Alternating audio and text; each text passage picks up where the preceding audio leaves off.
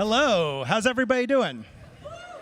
Good, good. Well, we're so excited for this conversation, which is with two entrepreneurs who have built iconic brands that started in DTC and then have grown beyond them. And it's a really interesting evolution to hear about. So I hope you'll enjoy the conversation. So first we have Randy Goldberg, who's the co-founder and chief brand officer of Bombas. Is anybody wearing Bombas right now? Come on. Yeah, all right there. All right. Yeah, probably more than a few. Through Bombas, Randy and his team have transformed one of the most successful DTC native brands of the past decade into, it says on my card, a $300 million revenue business, but I think there's an update to that maybe. It's a $500 million revenue business this year. Pretty impressive. That's a lot of socks, but more than just socks, but it's a lot of socks. And more than 1.3 billion in lifetime sales, all while maintaining, and this is really interesting and key, a mission-driven model that donates one item for every item sold. So welcome, Randy. Thank you. Mine is not that impressive. Oh, it's great. It's great. So Molly Sims, as you know, entrepreneur, actress, model, New York Times bestselling author. That's nice. I like that. Podcast host and founder of YSE Beauty, the fast-growing skincare brand that started out in DTC but is in Sephora and lots of other places now for women 35 plus, which is quickly becoming one of the standout new brands in prestige retail. So welcome, Molly. Thank you, guys. Woohoo.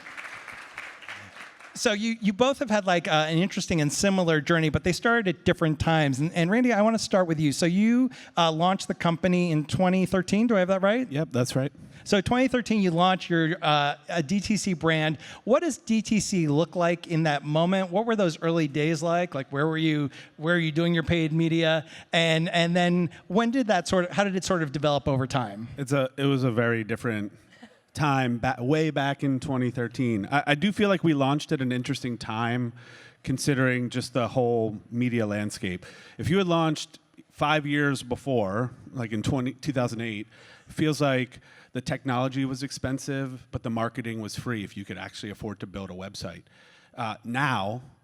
Today, the technology is basically free. Anyone can launch a website, right? But the marketing is prohibitively expensive. And I feel like we launched in a sweet spot that, technology prices had come down, direct-to-consumer was growing, we could launch. In that moment, people were buying things online, but the marketing was affordable and we could build a lead and build some momentum in that moment, and probably in a way that we couldn't today. Yeah, and you were saying you launched a little bit after Bonobos and Tom's and Warby Parker, and they had sort of created a playbook, right? Yeah, actually, some of those companies really helped us with our mission model, sort of avoiding some of the mistakes that they had made, and also just watching how they built their businesses. I think the entrepreneurship community is strong and people are nice. We reached out to a lot of people. We always want to surround ourselves with people who are smarter than we are. We were actually just talking about this. We agree. Yeah. So Number one thing to a lots of founder, help. surround yourself with people that are smarter than you. Yeah, absolutely. And so you launched in a different landscape, more recently. The hardest. The hardest. 2023. So we are 3 years old next week, April 25th. Congratulations. Happy Congrats. anniversary. Yeah. I'm 3. Yeah. And so 2023, this is after the pandemic DTC boom. It's after we were all like trapped in our kitchens ordering anything we could possibly get on the internet. So what was it like to start in that environment? And what do you make of Randy's sort of description of it as like the marketing costs are up and the tech costs are down? Marketing is so cheap, you guys. Kidding. It's an awful time to launch.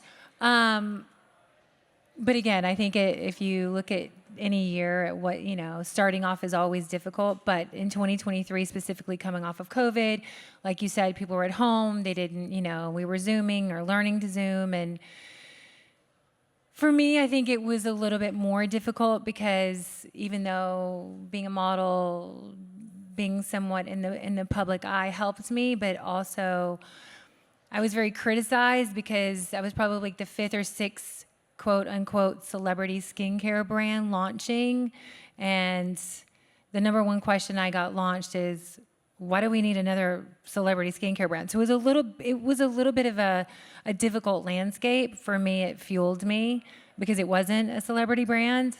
It was Wise. which we just talked about, personal brands and business brands. I mean, yeah, it's the marketing to get your girl, to get your customer, to create your community. It is expensive. That's why, you know, you've got to be strategic. You've got to be smart. You've got to be transparent. You've got to build your community organically. That's why I was very, very strategic in doing just D2C. Because we had a lot of people want to give us money. We had a lot of people want to go into retail. And while that's really flattering, I wanted to know my consumer, my customer, before I had someone in my ear. What do they want? What do they like? How can I serve them, right? Like, who is she? And that was really important to me to do D2C, and I could control it. I didn't have, you know, a lot of mouths to feed, and so I could really be focused. But the landscape was not easy in 2023. It's not easy today. It's a very crowded space. I think, like with any founder, you have to know your why you're doing something, who are you doing it for. I think for me, being 22, kidding. I know, fun. I told my kids me too. that their dad married a child bride. It's fine. But my woman, 35, 40 plus woman, had nowhere to go. She was a millennial who was literally sent to the menopause bracket, the derm bracket. Oh, well, let's just, you know, go in for every type of peel laser, or everything's so fun and cool, but no efficacy with Gen Z. And so for me, it was about white space. And so at that moment in that time, I was very lucky to enter the market. So they say for DTC, like two of the great attributes of it are you have that great connection with your consumer. You can see what they're messaging you. You can see what they like, what they engage with. You know, and then the second piece is that there's a lot of data that comes from it. But you sort of said that like data was something that was not like you didn't have enough data at the beginning of the company to really make those data-driven decisions. Mark, I just got a CEO and I just got Dash for $12,000 a year. So I didn't have a lot of data, but I had a gut.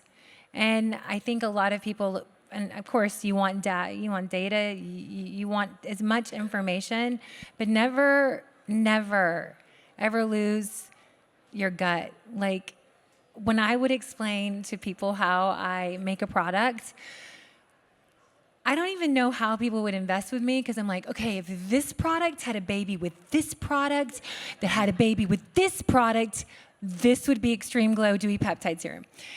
Good. But again, it's because I've also sat in a chair for 30 years. I know texture, I know experiences, I know what makes something feel good, feel luxe. I know how women want to wear it, how to layer it. And so again, maybe I didn't have all the data that you clearly have had in all these years.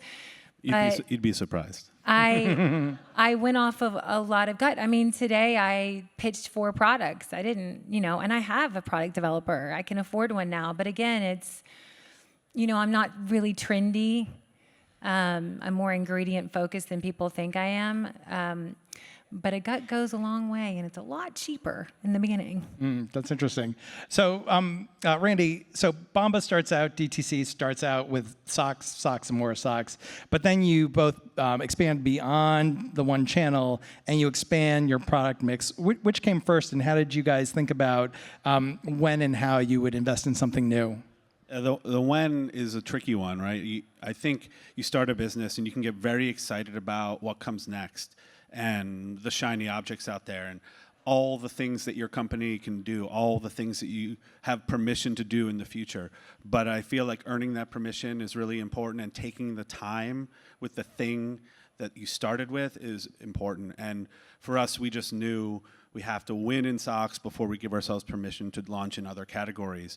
What that looked like and what that, you know, I don't know, what the gate was that we had to go through, that changed a little bit as we went, but the feeling was if we weren't sick of saying the same things over and over again. We weren't saying them enough. And if we tried to launch something too soon, we wouldn't be paying enough attention to the thing that people really wanted from us. But it was important to try and figure out that roadmap. We made some mistakes along the way. We launched some products that we had to pull. You know, it's not a perfect straight line as an entrepreneur, as all of you probably know very well. But you know, when you look back on it, and as we settle into the things that we're making right now, socks, t-shirts, underwear, slippers, and we learned a lot along the way, and launching new things the right way is super important. And so, Molly, you talked about understanding who your woman was and what her needs and wants were. How did you develop the brand, like a real clear sense of that, or did the interaction you had through online channels help you hone the brand over time? Both, and I just will follow up by saying, when we started, I can remember even pitching to Sephora, like everybody at that time was used to lines. Acne line, enzymatic line, clarifying line. Very scientific. Anti-aging line. I'm like, I don't have a line. I don't have a line. I don't buy like that. And I think I buy holy grail products. That is YSE Beauty. It is what product, I don't even believe, and I think now we're starting to see less SKU counts. We're starting to see less products being launched every single week. I think we're being more strategic. I mean, for me, when we do a launch, my product has to do 3 or 4 things or we don't launch it. That's hard. I think the most important thing I've learned also in business, even in style, restraint is really important. Because Talk about that. What does that mean? Well, because you want to do are you kidding me? I have like 19 products I want to do, but it doesn't mean I should do them. It's just hard. It's hard because you're like, oh, it's so cool. They're doing that trend. And you're like, that's not really what my girl wants, For example, I only launched 5 products and then they were like, Michael, I asked my woman after I kind of got a few months in, what do you want next? And everyone always said, I want an eye cream. And then I would say, well, do you wear an eye cream? And they're like, no, but I want to wear an eye cream. So I developed Wide Awake brightening eye cream. So it blurs, it depuffs, it conceals, and it brightens, and it color corrects. So women are actually getting a little bit of a color corrector, a little bit of a concealer, thus they're wearing their eye cream every single day. That is why that product is so successful. So yes, my consumer, my girl, I listen to her, I ask her, she loves a tint, she loves a glow, she loves efficacy. And then, there's a lot of things that go to it, but restraint is super, super hard. And talk about that notion of restraint, because you were known for socks forever, but then have branched out into underwear. You sort of talk about owning the drawer, the underwear sock drawer, but then you've even moved beyond that to things like footwear. How has that progression happened? Yeah, I mean, we launched underwear. We always thought, oh, socks and underwear, this is the perfect combination, right? Like peanut butter and jelly and marriage made in heaven, right? Like it's a great combination. We'll be the drawer company. And then we launched a slipper and more slippers, and that just is slippers have taken off for us in a crazy way. I love your slippers. Thank you. I love your slippers. That's our second biggest category, and we were surprised. But people were just telling us, no, we trust you for comfortable things on our feet, and it makes a lot of sense. So yes, you're listening to your customer a little bit. You're showing them something that they're asking for, then hopefully showing them something that they didn't know that they want, and trusting your gut a little bit as well. And I think that mix is how you sort of land on great things. And you also have to try some things that aren't going to work and know what to do when that happens as well. Not everything's going to work. Not everything's going to work. Not every movie's going to work. Do you remember the first thing that kind of failed hard, and how did you, as a founder, say, "Oh, this one's not going to make it"? I mean, I've always been used to nothing's going to work. You're too tall, you're too pretty, you're too fat, you're too blonde, you're too dark, you're too muscular. So I don't actually bet that anything will work, which is why I try so much harder for it to work. Mm-hmm. I mean, right now everything is working. It's just to his That's point. nice. Thank you. Yeah. I know it's really good actually. Yeah. I know. They were always talking about You just hired a CEO, so you're feeling really good I'm right feeling now. really good. You guys, I got a CEO. I was paying Peter to pay Paul to pay Mary, but now I have a CEO. Her name's Doreen. Got her from Charlotte Tilbury. No, but yeah, I mean, I'm very specific on what I put out there, but there's only so many marketing dollars. And there was a perfect example of one of my first products. It's a nighttime product, and it's not a sexy product. It's called the Problem Solver. It's a dark spot corrector for all your sunspots, age spots. It's great for fine lines and wrinkles. It's a really good product, but it's kind of unsexy. And so the pads, the glow, the tint, the peptides, everything has gotten, and they were like, we kind of think we should pull it. And I was like, what? And I was like, but we haven't talked about it. I mean, there's only been 32 months to have, you can't talk about everything. I don't have enough paid dollars. And so they were like, well, we can't, we won't make budget if we spend time 3 days on doing Problem Solver. I was like, we're going to spend 4 days doing Problem Solver. And they were like, okay, we're not going to make budget. I was like, okay. Sorry, Jenna's my board member. She's listening. We made budget. Crushing Problem Solver. No one knew about Problem Solver. You have to talk about a product. You have to give it love. You have to educate. And they were literally about to pull this, and it's probably one of the best products in my line.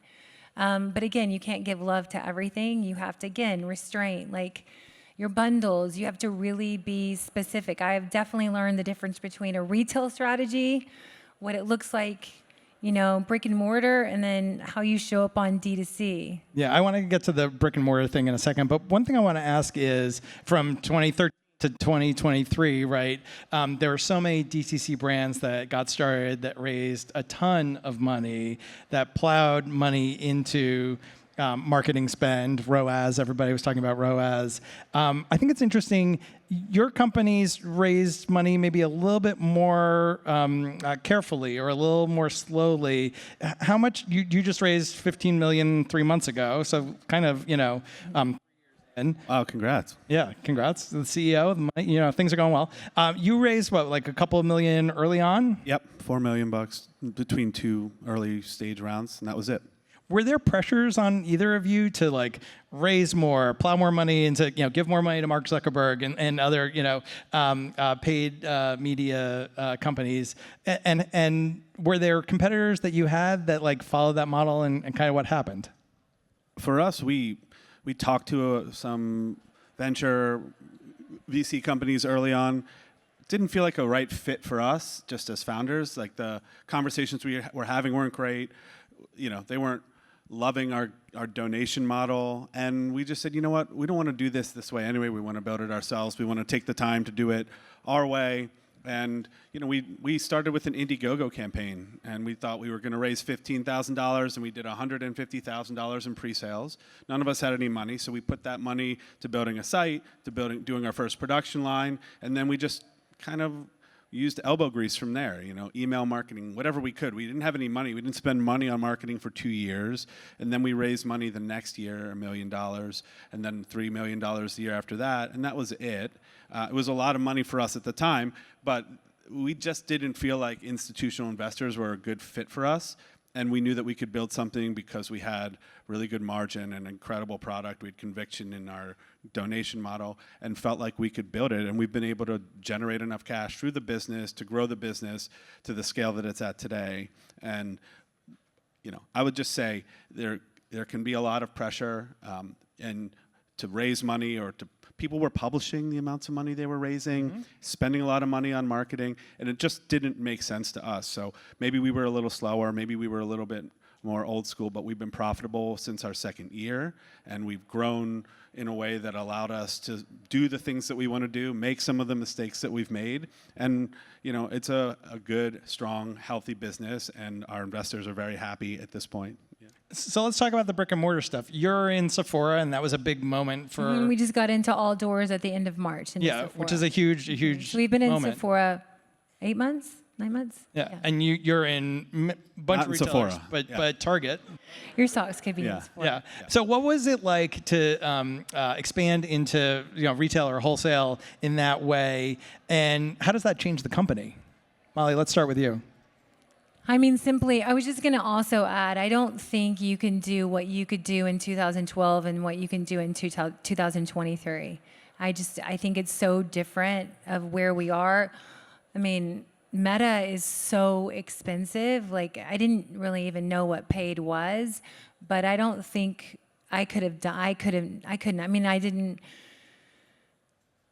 my business just scaled. So again, going to Sephora, you have to have the product to be able to go into Sephora. And we were just on this roll of trying to get enough product to be able to just meet our demand. So that's ultimately why I ended up raising, because we were scaling faster than, but the marketing is where you also have restraint. Like, I saw what happened to a lot of my friends' companies, which will go unnamed, over the 10 years that you have become successful. They are not even in business anymore because it was hundreds, it was millions of dollars pumped into marketing.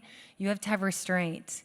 You have to watch those dollars, watch that, I mean, watch the EBITDA, watch everything, and that is very hard in today's business.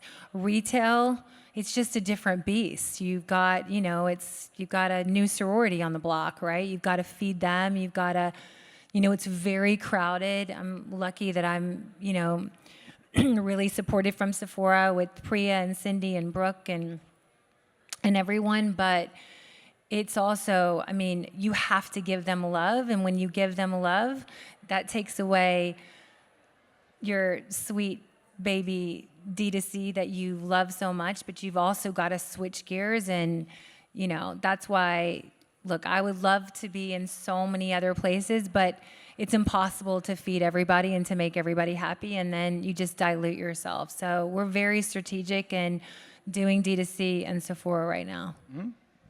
Yeah, for us, when we launched, it was not, people were saying, do not sell your product in stores. Department stores are dying, malls are dying, no one's shopping in person. And so the trend was, you're a digital brand, you raise a bunch of money, you spend money on ads, and you build that relationship. Most of our business was built that way without the overspending part, but we also started wholesale relationships early on. We thought, okay, if everybody thinks this is a bad idea, maybe there's an opportunity here if people are ignoring it. And we just wanted to pick the right partners. And we made some mistakes there, like in everything else. But we have a pretty robust wholesale business now, between Dick's Sporting Goods and Nordstrom's and places like Scheels, like really incredible retailers that do a very good job of showing our product. And what we found is that there are people who want to shop in person. I like shopping in person. I'm sure a lot of you do as well. You want to touch and feel product. So you got to meet people where they are. And you're going into retail now. Yeah, we opened our first 2 stores this year. We have a store open in New York. We have a store in Florida. Maybe, potentially, a store in LA at some point soon. Get excited. Maybe sooner than you think. So we are also opening our own stores, which is a super exciting experiment for us as well. We're testing into retail, trying to be smart about that. But you just want to show up in different ways for people. And we know there's a lot of demand out there. We're spending the money on the marketing, and maybe some of that, by opening stores and having different relationships with different retailers allows us to capture some of that demand in a new way and at least create more awareness. And, we want to get to a point where people think, I need new socks. Oh, I'm going to go to bombas.com, or I know they're available at the store that I like. And we just want to be top of mind in that moment. And all the work that we do, spreading the word, building the brand, doing the marketing, is to get to the point where when somebody thinks, God, I need a pair of slippers, or I need a great holiday gift, they think of us. So we're down to our last couple of minutes. So this will be like a little bit of a lightning round question, but it gets to something we talked about earlier, right? Which is that you've brought in CEOs. How does the culture of the company and the leadership needs that you need within the company change as you move from something so focused like DTC to this omnichannel, Sephora, Dick's, Target, retail, all the different ways that you appear in the world now? Basically, when you think about hiring, how does that change now? I mean, for me, culture is everything. Team is the most important part of my company. Without them, I am nothing. I don't know. I interviewed for 13 months to find the right person. she didn't even take me serious for like the first 30 minutes. I think we were like an hour in, but I just done a board meeting and I sounded really smart. And she asked me so many questions, and then she asked me more questions, and then I was 2.5 hours in. And then I just was like, if I flew to LA, would you come and just meet my team? My team is everything. It's very hard, right, to have the right balance. It's the hardest thing is to let people go. I do believe that people have certain superpowers at every stage. I have found that very difficult starting a company. And, switching to retail, it's just a different strategy. I have to have someone who's done retail, who thinks global, who, it's not to say the people before haven't been amazing, but culture for me is absolutely everything. I had to let someone go that was so good, but so fucking awful that I was like, are you, what? No, and they were like, and she was amazing at her job, and she was the most toxic. I don't care about, of course I care about money. I do care about money, but that my team is everything, and it's no. Team is definitely everything. I completely agree with you. And hiring for fit is very interesting. For us, one thing that we have is our mission, and if people don't mention that in an interview, or they're not motivated to come do something beyond just selling, if they don't care about contributing in some way more than the business part, it's probably not going to be a great fit for them. So that's a great way for us to sort of just make sure we're all aligned around our core values. Using core values to help make decisions at a company and hire is super important. So write those down if you haven't already. What are the things you would never compromise on in your business, and live by that? And then look back at them every other year and change them, do what you can. But in the beginning, you need a lot of generalists, people who can wear a lot of hats. As you grow, you need a lot of specialists. But I call them unicorns. yeah, sure. The unicorn, there are people who are very responsible for the growth of our business, and we wouldn't be the business we are without them. And take care of everybody, right? Early on, when we were a small group and we couldn't afford to hire people, we brought in a lot of advisors, and we gave them equity stakes to help us and say, hey, we're going to call you every month about something that you're an expert in and we know nothing about. Pick up the call. And if it doesn't work out, okay, we'll figure it out. But using advisors, hiring people in the beginning, incentivizing them through stock, and then as you grow, it just changes. You can afford to hire people who've been there and done that, have way more experience than you, and that's sort of the phase of the company that we're in now. It changes. And pick really good partners. That's the most important, because it's really good in the beginning, but it is a roller coaster, and you have to have someone who can dig deep when things aren't working out, and really be aligned. I think that's the most important, whether it's your cap table, your mission. Just you have to have people that have the same vision, same values, same alignment, because that's where it can get tricky. Molly Sims, founder of YSE Beauty, Randy Goldberg, co-founder and chief brand officer of Bombas. Thank you guys so much for being here today. Thank you.